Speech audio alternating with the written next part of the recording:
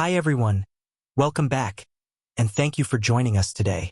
We've got a brand new story to share with you, so let's dive right in. This is the first part of the story. My name is Mike, and I'm a hardworking guy. I believe in earning what I get, taking responsibility, and standing by the people I care about. But if there's one thing life has taught me, it's this: loving the wrong people can destroy you. And I learned that lesson the hard way. This is how it all fell apart. When I met Sarah, she was a widow with 2 young kids. Ryan was 4, full of energy, always running around with his toy cars, asking questions, never sitting still. Katie was just a baby, barely walking, always clinging to her mom's side. Their father, a firefighter, had died in the line of duty. He was a hero, but heroes don't come home. That left Sarah alone, struggling to raise 2 kids while keeping everything together. She was exhausted, and I saw it.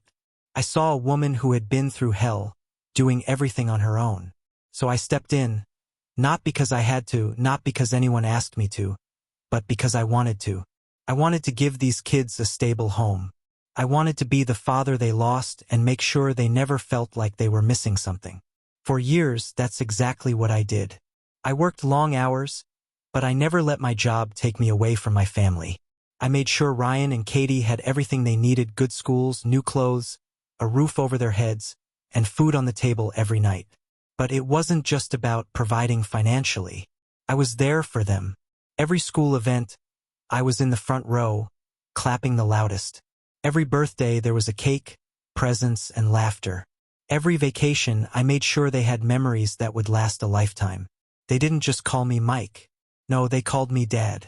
And I believed it. They loved me like I was their father, and I loved them like they were my own. I felt like the luckiest man alive. But you know how life works. Just when you think everything is perfect, something shifts. Little disrespectful comments here and there, nothing major at first. I brushed it off, told myself it was just a phase. But I was wrong. I had no idea what was coming. People say raising teenagers is tough. They get moody, they push boundaries, they think they know everything. I expected that. What I didn't expect was how quickly everything I'd built would be thrown back in my face. Ryan turned 17, and suddenly he thought he was too old for rules. He started staying out late, ignoring curfews, brushing off my advice like it was nothing. Katie, just 14, wasn't far behind. She copied everything her brother did, rolling her eyes, ignoring me, acting like nothing I said mattered. I'd tell them to clean up after themselves, and they wouldn't. I'd remind them about their schoolwork, and they'd just walk away. I tried to talk to them, really talk, and they barely listened. And when I set boundaries, they pushed back hard. I wasn't asking for much, just basic respect. But to them, rules were oppression. They saw it as control. Here's where it got worse.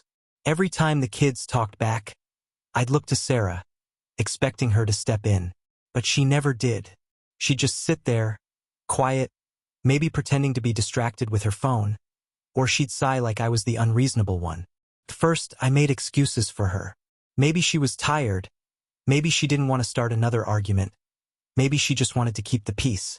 But over time, it became clear this wasn't just her being passive.